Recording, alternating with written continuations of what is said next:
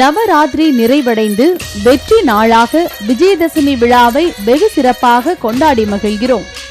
Vijayadashami India, நேபாளம், வங்காளம் போன்ற நாடுகளில் கொண்டாடப்படும் மாபெரும் இந்து சமய விழாவாகும். வட இந்தியாவில் தசரா பண்டிகையாகவும், தென்னகத்தில் நவராத்திரியாகவும், வங்காளத்தில் துர்கோத்சவத்தின் ஒரு அங்கமாகவும் கொண்டாடி வருகிறார்கள். 9 நாட்களும் நவராத்திரி விழாவாகவும், 10ஆம் நாளான இன்று வெற்றி நாளாகவும் கொண்டாடி வருகிறார்கள். விஜயதசமி என்றால் வெற்றி என்று பொருள். இந்நாளில் எந்த காரியத்தை தொடங்கினாலும் வெற்றியாக அமையும் என்பது ஐதீகம். இன்று குழந்தைகளை பள்ளியில் சேர்ப்பதற்கு மிகவும் முக்கியமான நாளாகும்.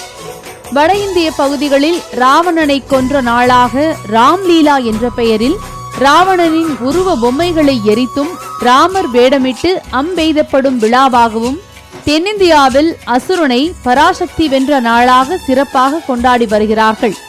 இதனைத் தொடர்ந்து கலை நிகழ்ச்சிகளும் நடத்தப்படுகிறது. வட இந்தியாவில் தசரா பண்டிகையான இன்று தமது பாரம்பரிய நடனமாடி அம்மனை சிறப்பாக வழிபட்டு மகிழ்வார்கள். அவற்றின் ஒரு பகுதியாக கோவையில் உள்ள வடகோவையில் பாரம்பரிய நடனங்களை ஆடி மகிழ்ச்சியுடன் மகா சக்தியை வழிபட்டனர் கோவை வாழ் குஜராத்தி மக்கள். தங்கள் மாநிலத்தின் ஆடை ஆபரணங்களை அணிந்து தங்களின் பாரம்பரியமான கர்பா நடனம், கோலாட்டம், கையாட்டம் போன்ற நடனங்களின் மூலம் சிறப்பான வழிபாட்டை நடத்துகிறோம் என்றும், இந்த பாரம்பரிய நடனத்துடன் நண்பர்கள், உறவினர்கள் புடைசூழ நடத்தப்படுகிறது.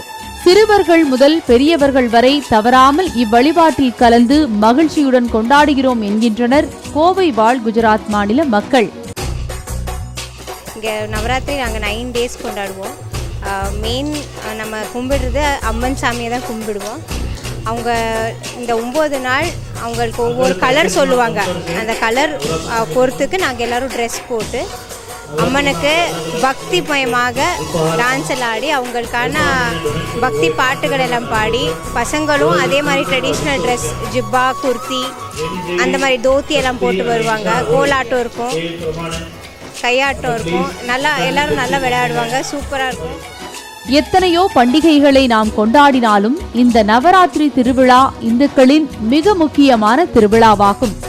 இவ்விழாவின் சிறப்பம்சம் தீமையை விடுத்து நன்மைகளை பெற அம்பிகையை மனதார வேண்டுவதாகும். வெற்றி நாளான இன்று அன்னையின் அடிபணிவோம். லோட்டஸ் செய்திகளுக்காக கோவையில் இருந்து ஸ்ரீனிவாசனுடன் ஒளிப்பதிவாளர் நந்தகுமார் மற்றும் நாகேஸ்வரி சவுந்தரராஜன்.